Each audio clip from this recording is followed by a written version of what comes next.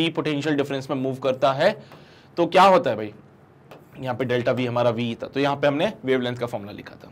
ये charge particle के लिए था। इस चार्ज पार्टिकल में सबसे पहले हमने बात करी थी इलेक्ट्रॉन की, फिर हमने बात करी प्रोटॉन की, फिर हमने बात करी ड्यूट्रॉन की, फिर हमने बात करी अल्फा पार्टिकल्स की। ठीक है, तो यहाँ पे ये सारी बातें हो रही थी। ड्यूट्रॉन पे जो चार्ज आता है वो कितना होता है बेटा, ड्यूट्रॉन पे जो चार्ज होता है वो प्लस का ही रहेगा, क्योंकि प्रोटॉन का जो चार्ज है वही ड्यूट्रॉन पे भी आ जाता है। But mass of the deuteron is 2 times of the mass of the proton, है ना, बस मास में अंतर आता था। तो ये सारी बातें की, अल्फा पे चार्ज आएगा प्लस का 2, अल्फा पे चार्ज आता है प्लस का 2। ठीक है, ये सारी बातें की। इनसे रिलेटेड हमने वेवलेंथ के फॉर्मुलेस डिफाइन किए थे, सारे फॉर्मुले तुम्हें याद होने चाहिए, और बस इतनी ही बातें थी। इसके अलावा फिर हमने डेविसन जर्मर एक्सपेरिमेंट को देखा। डेविसन जर्मर ने हमें एक्सपेरिमेंटली ये बात प्रूव कर दी, डेविसन एंड जर्मर ने ये बात एक्सपेरिमेंटली प्रूव कर दी कि कोई भी इलेक्ट्रॉन जो है वो वेव नेचर को रिप्रेजेंट करता है। कैसे प्रूव की? उन्होंने क्या किया, एक इलेक्ट्रॉन गन ली। इलेक्ट्रॉन गन में एक फिलामेंट होता है जो कि हीट होने से इलेक्ट्रॉन्स को एमिट कर रहा था वहां पे। तो इलेक्ट्रॉन गन ने एक्चुअली देखो फिलामेंट हीट रिलीज कर रहा था, जिसके आगे एक बेरियम ऑक्साइड की एक शीट लगाई थी, उसमें से इलेक्ट्रॉन निकल रहे थे असल में, ठीक है।